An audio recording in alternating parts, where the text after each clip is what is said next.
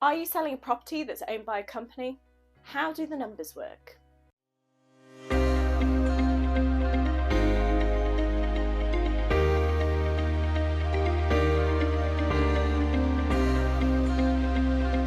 Hi, I'm Kimberly Shapcott, qualified chartered accountant, property investor and entrepreneur.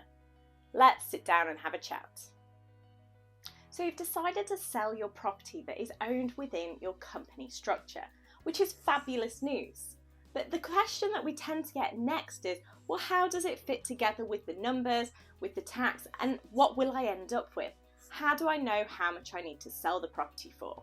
So let's dive into the numbers with an example today to show you how everything fits together. So you can see what you're going to be paying out when you sell the property, and potentially what you need to do to get that money out of the property company. So let's dive in. From what you can now see, we have got a property that we are selling within our company.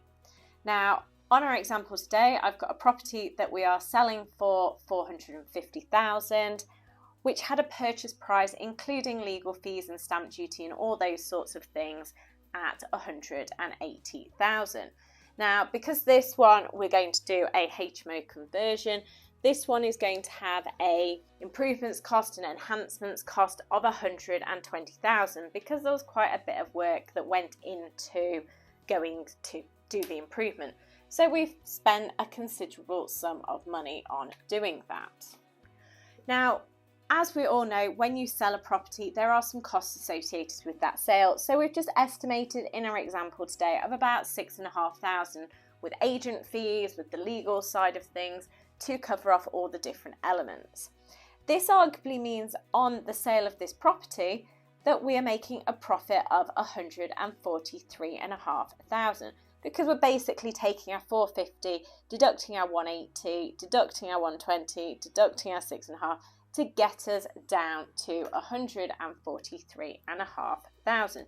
So a nice considerable sum of money that this property has made in the period of ownership. Now, in terms of how this gets taxed, well, this will get taxed as a capital gain, but within the corporation tax regime. So a separate calculation will be completed to see what the gain is on that property, and then it will be brought into the corporation tax calculation, as you would any of your profits that you make on your corporation tax return. This moves us on to what it will be taxed at, and atypically we're going to be taxed at somewhere between 19 or 25%, depending on the profits that the business is making and which tax bracket we actually fit into. Now, the question we also need to ask here is, have we got any losses that have been made in the company per the previous year, to see how does it fit together? Is there any losses we can set against these gains? Now, if there is, this will help reduce what's known as the profits taxable to corporation tax, the PCTCT, as I was trained in my original training many moons ago. So it will be taxed at the appropriate rate based on what this profits chargeable to tax to corporation tax are, which in this case, we've got profits taxable at $75,500 after the losses that I've put through for this example to just show how it fits together. Now, this means our $75,500 will be taxed at somewhere between 19 and 25%. For ease of calculation, I've just used 25% for the example, but this one at that sort of level, depending on the associated tax position, would be at somewhere between 19 and 25%. The marginal tax rate of 26.5%, which equates to somewhere 20, 21, 22%. For ease of calculation, we're just going with 25. Now, this gives us now a profits after tax figure of our 56,625. So this is in essence what is theoretically available for distribution afterwards.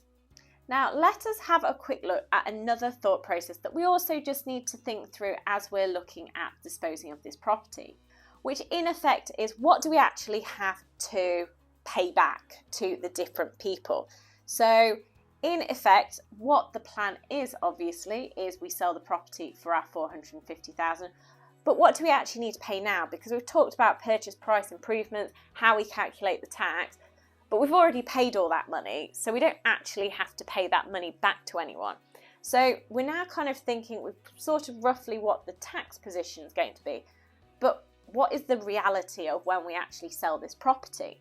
So the reality comes down to we've actually got to pay off the mortgage. So how much is the mortgage that we've got to pay?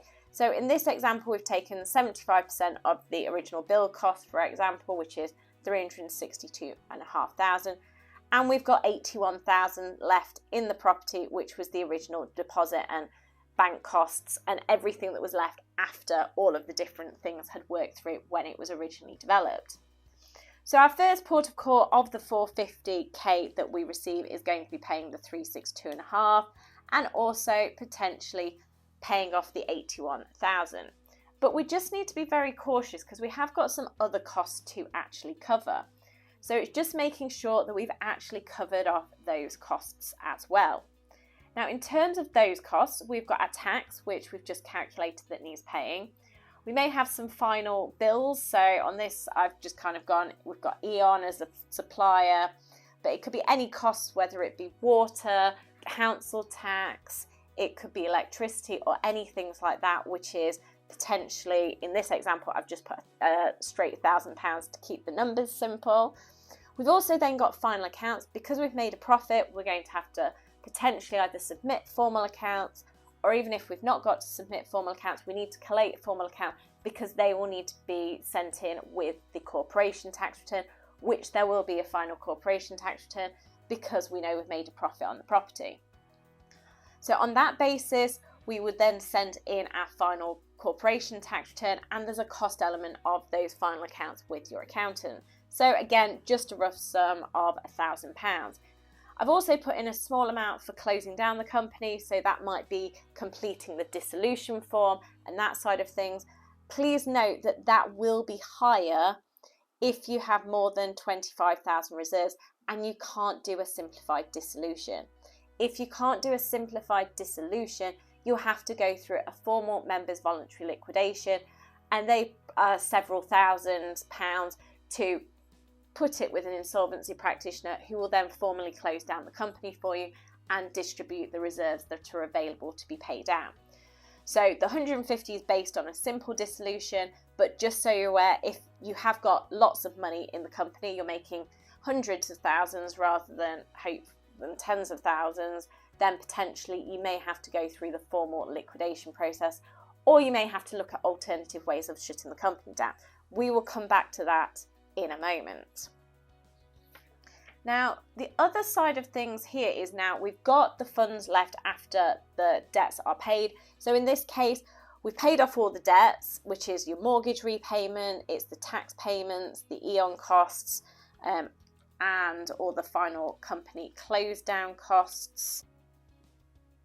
So the figure that we've got funds left after debts paid relates to all our costs, which is our mortgage costs, our tax payment, E.ON, final accounts, company closure, and we can't forget about the sales costs, which are a current cost that will impact the now, which in our example today, we're left with 59,975 after.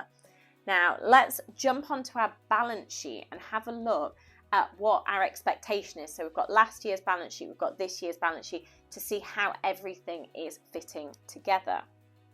Now, when we look at it, we've got our 2023 balance sheet. Let's look at our 2023 balance sheet, which is looking as follows. So we've got our fixed assets, which is our 377K, which is all the investments property and any assets which are in the investment property. We've got a few small things like a few debtors, some cash at the bank, and we've got our mortgage of the 362,000. So we can kind of see we've got a few different bits, as well as our provisions for liabilities, which is our deferred tax, and we've got our accruals, which will be just accountancy fees or other bits depending what is owed to different people. So ultimately, we've got our balance sheet and there's a few things to tidy up. Now, moving into our current year, we've obviously sold our property. So as we can see at the top, the fixed assets, they have all been cleared because the property has actually been sold. Now, his last year in 23, we had some debtors. They've obviously been collected. So at the year end, when we come to do the 24 accounts, those have been sorted. This therefore just leaves us with our cash balance of our 81,000, which is the money left over that we had, having just spoken through what we got in, which is basically the equity left in the property. We've then got some amounts falling due within 1 year, which is all of our costs. So this was our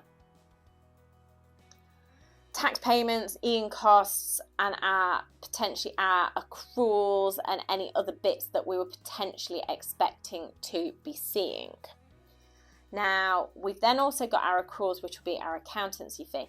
So at present, we have got 59,975 as our profits on our balance sheet. So this would give us kind of cause to have a look at how we need to finish things off. Now, obviously, the first step is going to be to make all the final payments, so all the tax payments, the EON, and then we need to consider kind of one thing in this case, because we've only got one property, the close down of the company. Now, if in a circumstance you've got more properties in a company and it's only one property that has been sold, then arguably it's not a problem. We, in essence, have the company continuing. The property will be sold. The capital gains tax within the corporation tax computation will be paid in the year, and things will just continue onwards. If, however, like in this example, it was the only property left in that company, we're now in the position that we need to be looking at closing down the company. Now, as I said, the key thing here is we need to be less than 25,000. If we're over 25,000, then you may need to go through a members voluntary liquidation if you want to be taking things out as a capital distribution. The other alternative is you may just be ready to take some dividends out of the company, and now that you've got the profits, you can now vote dividends of potentially just under 30,000 to each of the shareholders, however many there may be. It may be there's just yourself, and you may need to plan that through and do it over 2 tax years if you want to get it under the 25. If there's more shareholders, it may all be able to do in 1 tax year. Or alternatively, you go down the members voluntary liquidation route and you get an insolvency practitioner in to do the company close down, to just distribute the final funds, which are obviously in the region of the 59,000. After their expenses, you may be looking at about 55,000 for this example. So capital gains tax when you're selling in a company is very much within the corporation tax regime. There isn't separate corporation capital gains tax rates or calculations, so it keeps it very simple. As we've mentioned, if you have losses in your trading company, so maybe you've had increases in bills in recent years, so you've made the odd loss and that's been building, that can be utilised against a property chargeable gain within a company format. So that is a great way to hopefully be minimising any capital gains tax through the corporation tax regime that may be payable. As you can see from the company close down point of view, the key thing here is we're looking at the balance sheet, we're tidying everything up, so hopefully in the end there only is cash in the bank and money owed back to you. And the simpler you can make it, the cheaper any dissolution is, which therefore means that it makes more money into your pocket rather than into someone else's. So as you can see, debtors were tidied up in our example today. We had made sure we cleared all of those that were owed money. So any of the things like corporation tax would be paid, any final bills would be paid. You'd sorted the final accounts out, so hopefully that kind of closes down that hole, which then in essence leaves you with just the final bits and pieces. Obviously, if you've got computers and things in the business, they can be dealt with on the final distribution because their value would come out to you as part of the final capital distribution.